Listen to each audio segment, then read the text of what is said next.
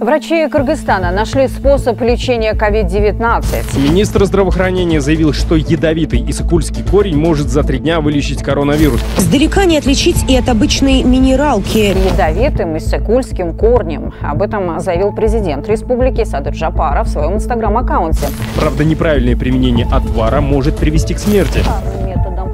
В свою очередь, ряд кыргызских медиков предупреждают, что воздействие исыкульского корня на организм не изучено полностью. Ноу-хау киргизской медицины советуют пить. Ооба, биз чынында эле өзүбүздү Орто Азияга эле эмес, бүтүндөй дүйнөгө тааныта алдык.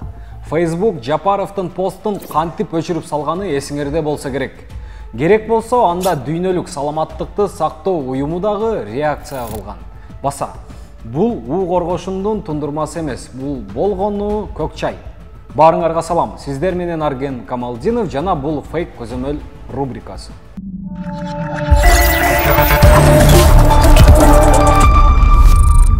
15 апрелде Кыргызстандын президенти Садыр Жапаров соц тармактагы баракчасына кыргызстандык дарыгерлер коронавирустун жеңил түрүн 2 күндө айыктыра турган дабаны табышканын жазып чыккан.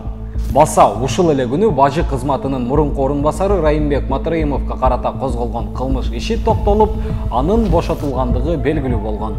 Бул дал келүүлөрдөн улам коомчулукта жарандардын көңүлүн Матраимовдун башка өңүткө буруу үчүн маалымат таласын уу коргошун менен толтуруп жатышат деген божомол жаралган. Бирок бүгүн сөз башка нерсе тууралуу болот. Биз сиздерге Жапаровдун тарапташтары ошондой эле тролль фабрикалар жана фейктер ден соолукка зыяндуу экенин айтылган уу коргошун менен дарылоону кантип жайылтышканы тууралуу айтып беребиз. Саламаттыкты сактоо министри Алымкадыр Бейшаналиев уу коргошундун зыянсыз экенин далилдөөгө аракет кылып, маалымат жыйын өткөрүп, журналисттердин жана камералардын алдында уу коргошундун тундурмасын ичти. Мындай кылып туруп, эмне кылып, ызык кылып туруп ичиш керек. Чай ичкенде эле отуруп алып эле, үйдөн отуруп алып эле сүйлөшүп эле иче бериш керек. Бул маалымат коомдук каналдан жыйын түз эфир аркылуу көрсөтүлдү. Бирок бул көптөгөн адамдардын өмүрүн алган уу коргошундун уулуу өсүмдүк экенин жокко чыгара албайт. У коргошун сынган кылыч тарыхый романында да берилет. Чыгармада баатырды так ушул чөп менен ууландырышкан. Бирок Жапаровдун тарапташтары жана биздин сүйүктүү фейктер менен троллдор уу коргошун эң мыкты чечим деп эсептешет жана ар кандай аргументтерди көрсөтүшөт. Биз 1000ден ашык аккаунтту жана Садыр Жапаровго арналган группалардагы постторду анализдеп чыктык. Жактыруу белгисин баскан 400 аккаунттун 140-ы анонимдүү, ал эми экөө фейк аккаунт. Комментарий калтырган 400 аккаунттун 331-и уу коргошун менен дарылоону колдогон. Алардын 78-и анонимдүү жана 5 аккаунт фейк. 57 аккаунт постту бөлүшкөн. Алардын 44-ü анонимдүү, бирөө фейк. Бул Шайлообек Үркүмбаевдин видео комментарийи. Постто ал фармацевтика илими боюнча эркин эксперт экенин белгилеген. Google аны диний иштер боюнча мамлекеттик агенттиктин мурунку катчысы катары көрсөтөт.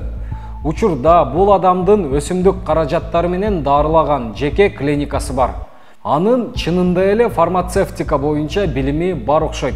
Бирок ал адамдарды жаракаттардан дарылайт жана анын пикирин адилеттүү десе болчудай. Бирок анын видеосу Facebook'тан туш тарапка жайылып кетти. Эгер президент биздин колубузда турган эрмен турмак андан тышкары жана уу коргошунду сунук кылса, мен туура көрөм. Бир эле баракчадан 100дөн ашык адам бөлүштү. Мында дагы бир жигиттин видео кайрылуусуна 167 комментарий жазылып, 66 адам бөлүшкөн. Ажуу Садыр Нуркожоевич, министр здравоохранения өкө бул дарынын настойкасын жасап атат дегенде, мазактабастан тескерисинче мен сүйүндүм. Видеодо ал анын бир тууганы уу коргошун менен дарыланып жатканын, бирок кайра ДССУ билдиргендей уу коргошундун натыйжасы далилдене электигин айткан.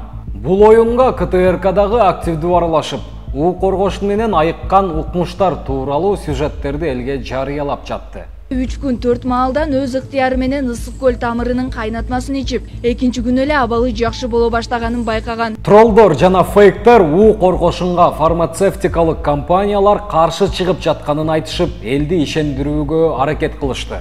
Бирок посттордун баары администраторлору анонимдүү болгон. Группаларга жарыяланат жана алар баары бири-бири менен дос. Көрүп турганыңыздай, Facebook мурункусундай эле кыргыз тилдүү контентке көңүл бурбай келет.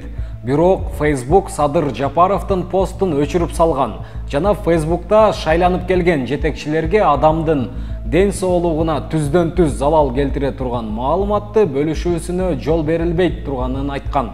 А бирок эмнегедир анонимдүү жана фейк аккаунттардын постторуна Facebook реакция жасабайт.